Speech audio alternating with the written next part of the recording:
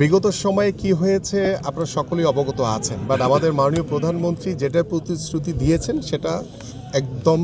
দ্রুত সময়ের ভিতরে তিনি সেই পদক্ষেপ গ্রহণ করে সেই বাস্তবায়নের লক্ষ্যে কিন্তু ইতিমধ্যে আমরা কার্যক্রম শুরু করেছি। তারই একটি অংশ হচ্ছে শহীদ চান্দু স্টেডিয়াম,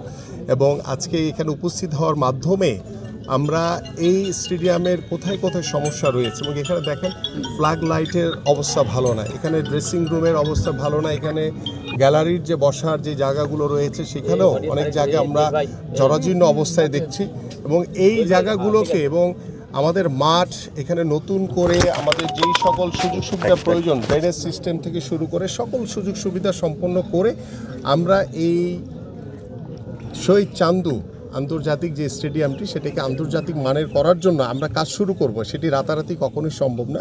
আমরা খুব দ্রুতই, যেহেতু আমাদের ক্রীড়া পরিষদ থেকে আমাদের স্পোর্টস মিনিস্ট্রির কর্মকর্তারা এসছেন এবং আমাদের ইঞ্জিনিয়াররা এসছেন, এবং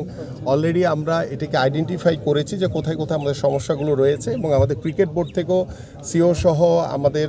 যে নতুন যে অ্যাডক কমিটি দিয়েছি সেই অ্যাডক কমিটির সদস্য সহ আমরা এখানে উপস্থিত হয়েছি। তো আমরা আশা করি যে আমাদেরকে একটু সময় দেন, আমরা যা বলেছি আমাদের যা চিন্তাভাবনা রয়েছে সেটা অক্ষর অক্ষর ইনশাল্লাহ আমরা বাস্তবায়ন করব। মাননীয় প্রতিমন্ত্রী বগুড়াবাসীর একটু